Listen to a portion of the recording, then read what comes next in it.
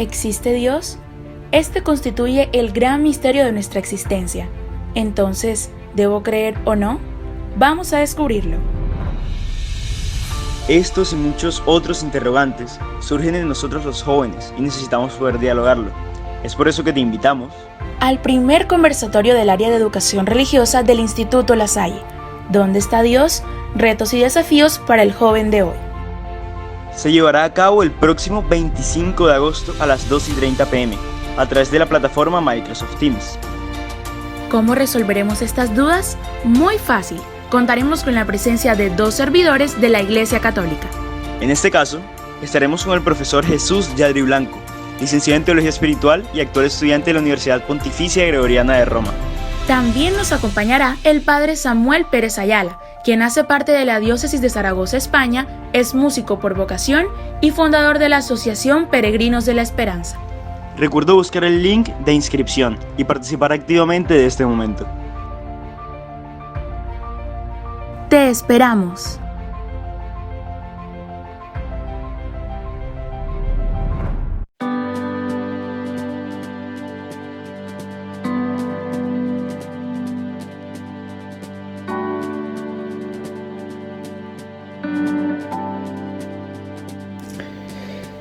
Muy buenas tardes.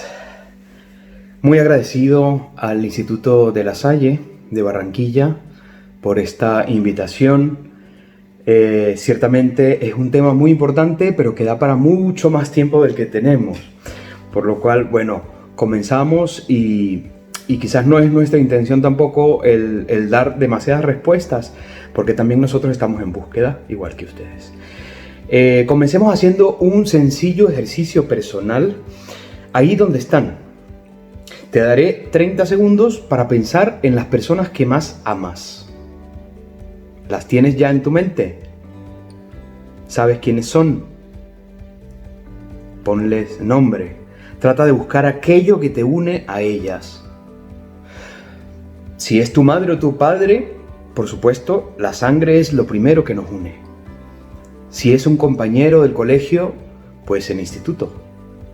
Si es un amigo de la infancia, el barrio o la vecindad.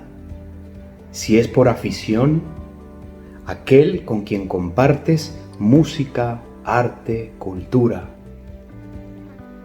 Hay entre ustedes algo que los une, que los vincula, ¿no es cierto?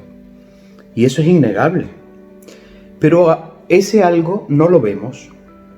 Hay un misterio en ese vínculo que va más allá incluso de nuestros sentimientos y afectos. Fuera de ese misterio, de ese misterioso vínculo, ¿qué nos queda? Los recuerdos, ¿no? Lo vivido, esos momentos agradables. Pero incluso lo vivido no agota ese fuerte afecto que nos une. Las circunstancias son eso, circunstancias, accidentes, pasajes, episodios, y por tanto pueden estar como pueden que dejen de estar. Son accidentales. Dentro de poco tiempo dejaremos el instituto y esto es una circunstancia para todos. Esa circunstancia se cerrará, pero ¿qué nos quedará de ello? ¿La foto o el recuerdo? ¿Qué es más importante? Si me responden que la foto, podría coger tu celular, borrar toda la información que tiene la galería de fotos y se borran tus recuerdos.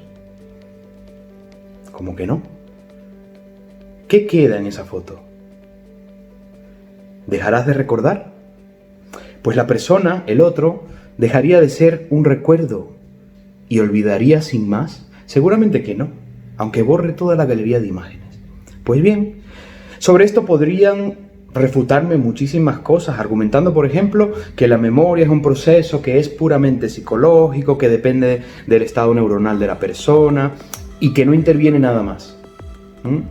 O que el amor no es más que un estado químico en el que segregamos sustancias, hormonas que nos hacen responder a ciertos estímulos. Y hay algo de verdad en todo ello, Pero esto exclusivamente no es la verdad. ¿Por qué? Porque la verdad necesita de la conciliación y del ajuste de diversas perspectivas. Este ha sido quizás la dificultad en mucho tiempo de la ciencia. Veamos por qué. Les he preguntado sobre los quiénes de su vida, a quiénes amas. Hay una realidad en el amor que se encuentra siempre por debajo y que es invisible. ¿Sabían, por ejemplo, que debajo de tanta edificación de una ciudad hay una serie de sustancias, minerales, aguas y demás elementos que siguen subsistiendo más allá incluso de esas circunstancias? Esa ciudad evolucionará, vendrá otra ciudad encima y sin embargo eso que está en lo profundo seguirá estando. Lo mismo ocurre con ciertas realidades, como es la realidad del amor, la realidad de Dios, de quien hoy venimos a hablar. ¿Han escuchado la famosa frase en El Principito? Lo esencial es invisible a los ojos. Nos acercamos entonces a lo que significa la realidad de Dios sin ponerlo en cuestión. De hecho, la pregunta de este conversatorio es muy clara. ¿Dónde está Dios? Dando por sentado entonces de que existe y de que es una realidad. ¿Dónde está?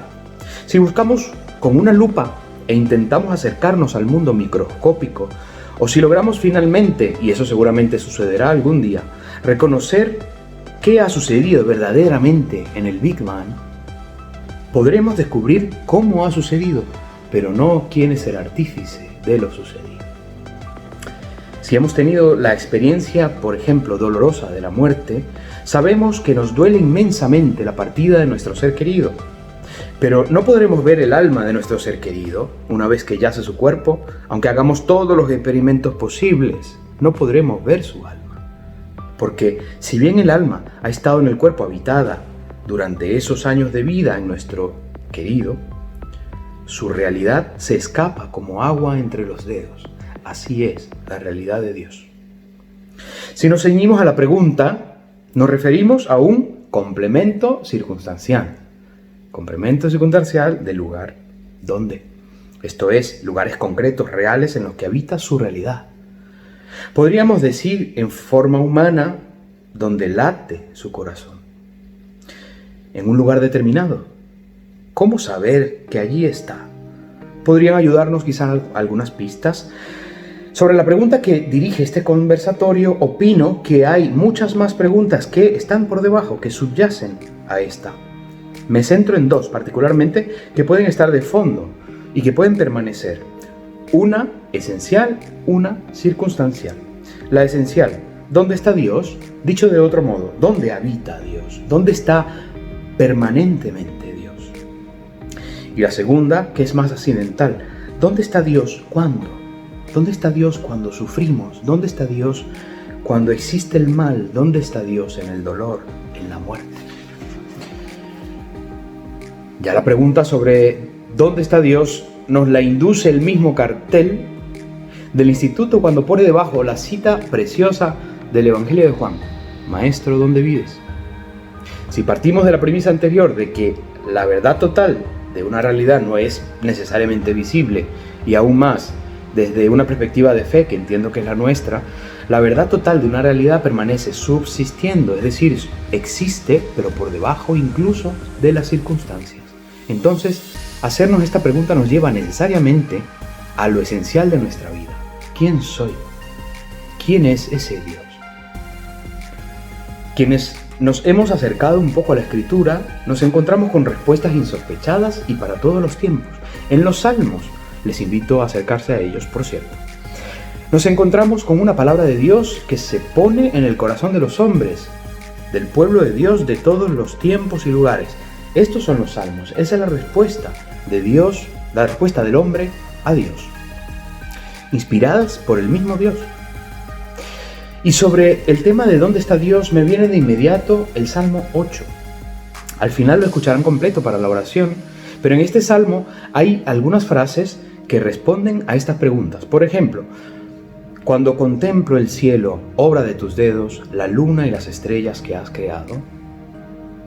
A este respecto, un gran jesuita llamado Teilhard de Chardin ha resaltado en la historia por unificar ciencia, filosofía, mística. Él muestra que supo integrar en su pensamiento el carácter evolutivo del universo, que han aportado las ciencias y el papel de Cristo en el universo que presenta nuestra fe cristiana. Precisamente a través de esa base científica descubre que hay una convergencia del mundo ligada por una realidad unificadora a la que él llama una unión creadora, que nosotros los cristianos vinculamos a Dios Padre, ante la cual no existe la nada. Por eso, a Dios nos podemos acercar en lo que tenemos más de inmediato. ¿Y cuál es el dato que tenemos más inmediato? La naturaleza y el hombre, el mismo hombre, lo que yo soy, lo que tú eres. En la naturaleza que habitamos existen las semillas de Dios, partes de su todo, en la que nos habla, nos susurra, nos acaricia, nos sentimos en casa. Esto lo vive todo creyente, de tradición judía, tradición cristiana, desde el Antiguo Testamento, cuando descubrían en Yahvé, lo descubrían en las manifestaciones naturales, en la nube, en la zarza ardiendo, en la brisa suave, etc. Por eso el Papa Francisco ha hablado tanto del cuidado de la casa común, no solo porque es el legado del Creador, sino porque en sus criaturas habitan destellos del Creador, como un don recibido y que es inapreciado, pero también como una tarea, una llamada a saber cultivar y hacer crecer. Ahora bien, ¿es suficiente para un cristiano decir que Dios está en la naturaleza creada? Muchas visiones del mundo y muchas maneras de vivir el fenómeno religioso podrían más o menos concordar en esta idea, y fenomenal, porque es un espacio común que debemos seguir cuidando para que al menos estemos de acuerdo en algo: las religiones, las ideologías. Pero para el cristiano no resulta suficiente, aunque sí sea necesario. Un simpático santo llamado San Francisco de Asís amaba profundamente a las criaturas, a toda la naturaleza, a todo lo creado, y en ellas se encontraba con Dios.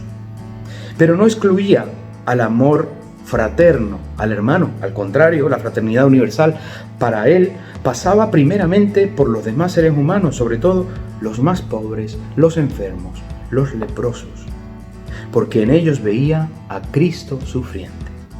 Es quizás el problema de muchas visiones ecologistas y demás ideologías. A veces nos da la impresión de que queremos más a los perros que a las personas. Impresionante ver cómo muchos grupos antitaurinos, animalistas, veganos, defienden los derechos de otras criaturas, de los animalitos y los vegetales. Fenomenal. Pero propugnan el aborto, el racismo, la trata de personas. Esto da para otro conversatorio, así que centrémonos. Habrán escuchado en la primera carta de San Juan una frase común para todos. A lo mejor no la identifican con la carta de San Juan. Dios es amor. 3 palabras. Dios es amor. En palabras de un canto popular que solemos cantar con frecuencia en la misa en España, donde hay caridad y amor, ahí está el Señor. Retomamos el ejercicio que hemos hecho hace unos minutos, ahora con la pregunta: ¿dónde hemos visto al amor andando? Seguro que sí lo has visto, seguro que tú también sabes dónde está Dios, además de en la naturaleza creada. Y sigue el Salmo rezando así: ¿qué es el hombre para que te acuerdes de él, el ser humano para darle poder? ¿Qué, o mejor, quién es el hombre? La pregunta que nos hacíamos hace rato: ¿quién soy yo? ¿De dónde vengo? ¿Hacia dónde voy? ¿Alguna vez has tenido ocasión de planteártelas? Si no ahora, ya habrá tiempo de preguntarte a ti mismo frente al espejo. Porque son las preguntas que abren al pensamiento desde la inquietud, desde la curiosidad. Por eso, con estas, empieza en sí la disciplina sistemática de la filosofía de todos los tiempos. Son las preguntas típicas del adolescente. ¡Qué maravilla!, ¿no? Todos los adolescentes son filósofos. ¡Qué bueno!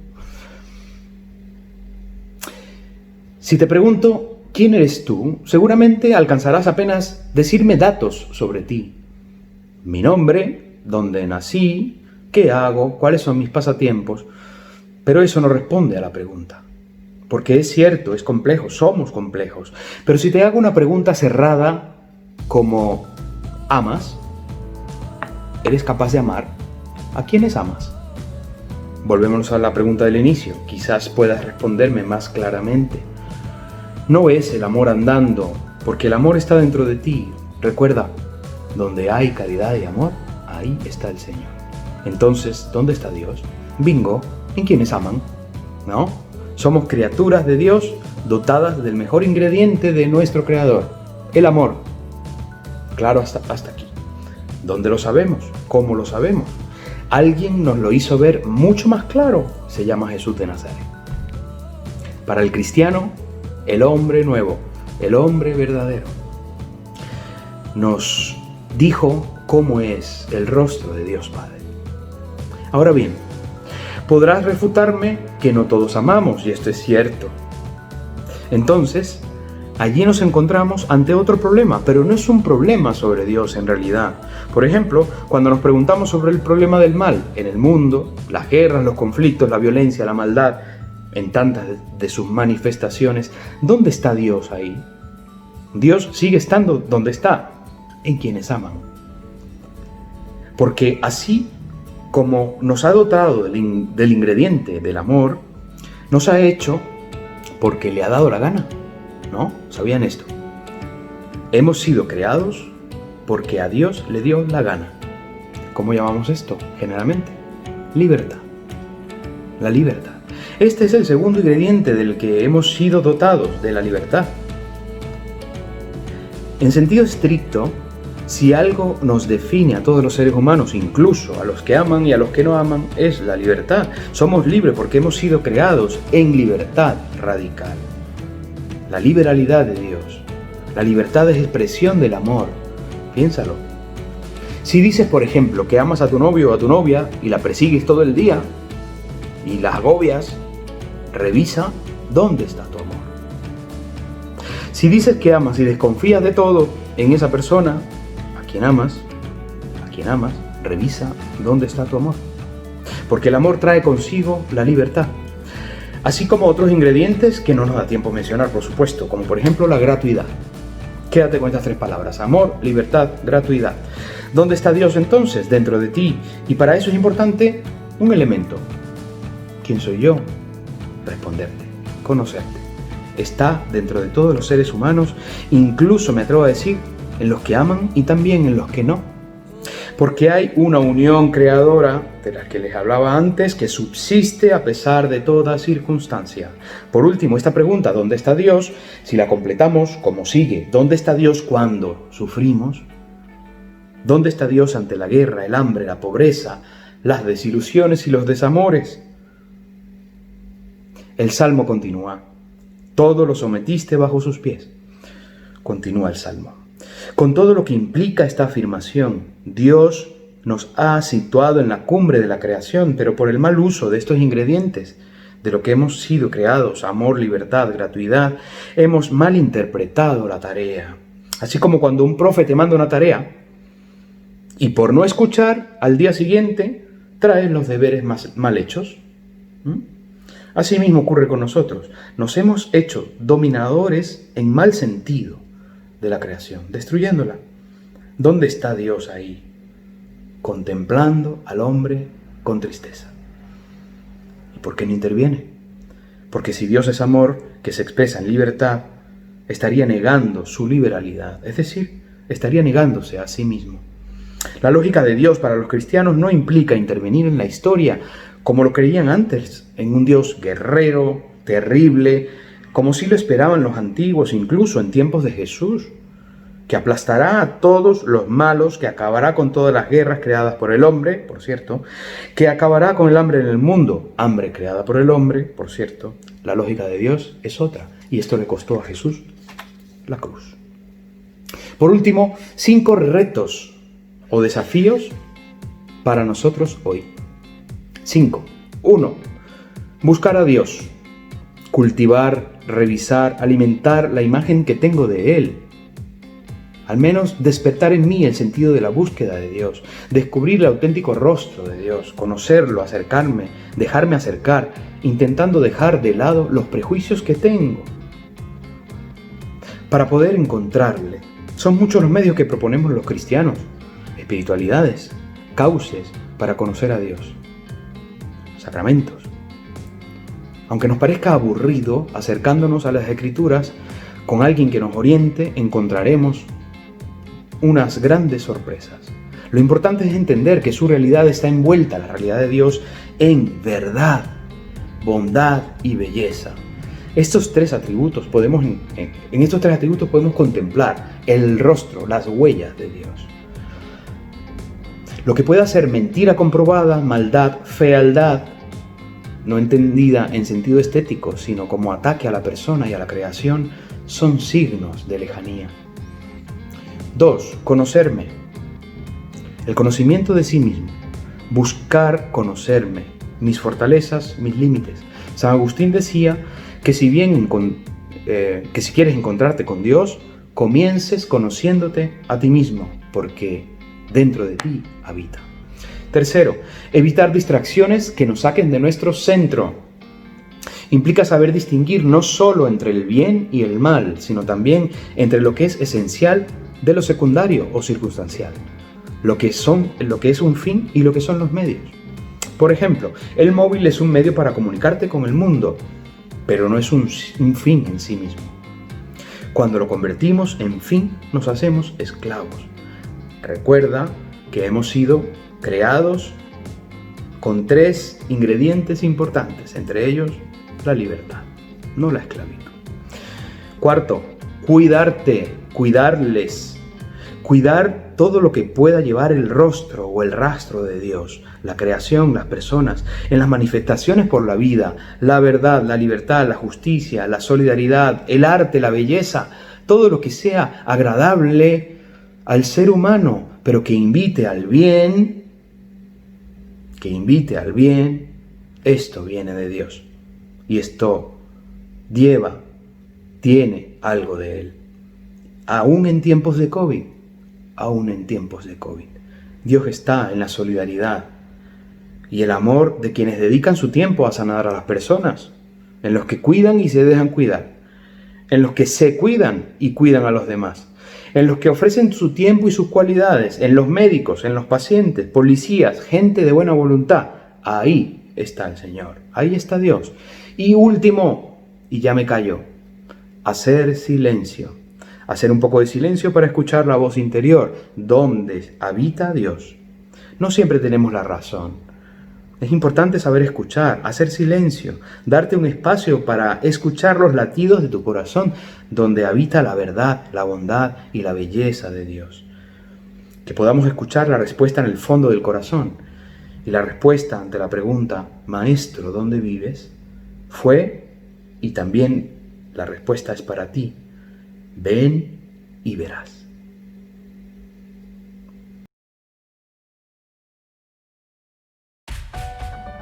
Quiero cerrar con una breve oración, precisamente con el Salmo 8,